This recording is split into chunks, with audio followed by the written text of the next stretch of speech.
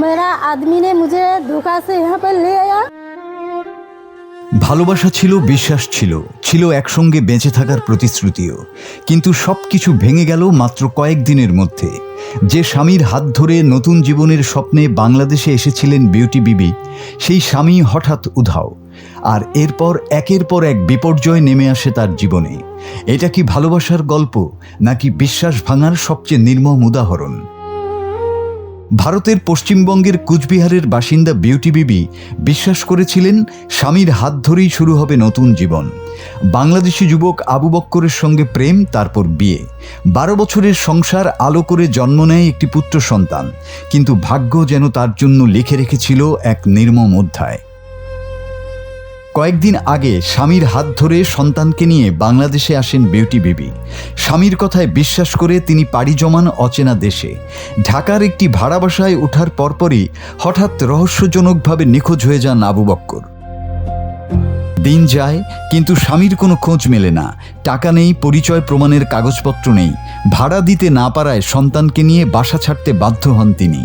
অসহায় অবস্থায় মানুষের সাহায্যে পৌঁছে যান লালমনিরহাটের বড়বাড়ি এলাকায়, কিন্তু দুর্ভাগ্য তখনও তার পিছু ছাড়েনি। বড়বাড়ি বাজারে এসে ছোট্ট ছেলেটি একটি খেলনা কিনে দেওয়ার আবদার করে। মায়ের কাছে তখন বাংলাদেশি কোনো টাকা নেই। খেলনা না পেয়ে অভিমান করে শিশুটি হঠাৎ দৌড়ে চলে যায় মহাসড়কের দিকে।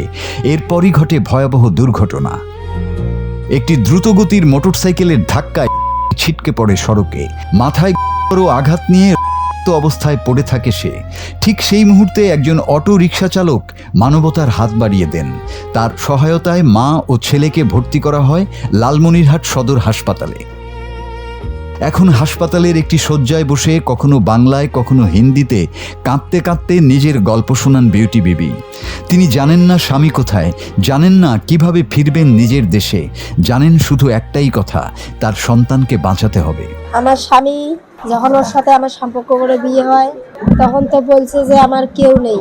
বিয়েটা আমার বাবা মা মেনে নেয় নাই, আমার আত্মীয় স্বজন কেউ মেনে নেয় নাই। ওকে বিশ্বাস করে ওর সাথে ছিলাম। ও আমাকে মনে করে বাংলাদেশ যে ঢুকাবে আমাকে বলে নাই, মিথ্যা কথা বলে যে আমার বাড়ির খোঁজ পেয়েছি, আমার বাড়ি যাবি। আমি বলছি ঠিক আছে, তুমি যেখানে নিয়ে যাবে আমি সেখানে যাব। ওর সাথে ওর বাড়ি এসেছি, ওর বাড়ি যোগাযোগ না করে দিয়ে ও আমাকে থুয়ে কোথায় পালিয়ে গেছে জানি না। আমার বাচ্চাটা অ্যাক্সিডেন্ট হয়েছে। আমি এই হাসপাতালে 12 বছর হয় বিয়ে হবার। আমার বাড়ি হলো দিনহাটা বড় পুকুরের টাকা, কুচবিহার। বিউটি বিবির কাছে এখন বাংলাদেশ কোনো নতুন স্বপ্নের দেশ নয়, বরং অজস্র প্রশ্নের এক নাম। তবে সব প্রশ্নের ভিড়ে একজন মায়ের প্রার্থনা একটাই, আমার ছেলেটাকে শুধু সুস্থ করে দিন, বাকিটা আমি কোনোভাবে সামলে নেব। মোটরসাইকেল দুর্ঘটনায় আক্রান্ত হয়ে সদর হাসপাতালে ভর্তি হয়েছেন। আমরা তথ্যপ্রাপ্তির সাথে সাথেই আমরা ঘটনাস্থলে পৌঁছে তাকে জিজ্ঞাসাবাদ করি। জিজ্ঞাসাবাদের এক পর্যায়ে তিনি তার আধার কার্ডটি দেখান। বাচ্চাটার বয়স 11 বছর হওয়াতে তার সম্পর্কে কোনো তথ্য দিতে পারেননি।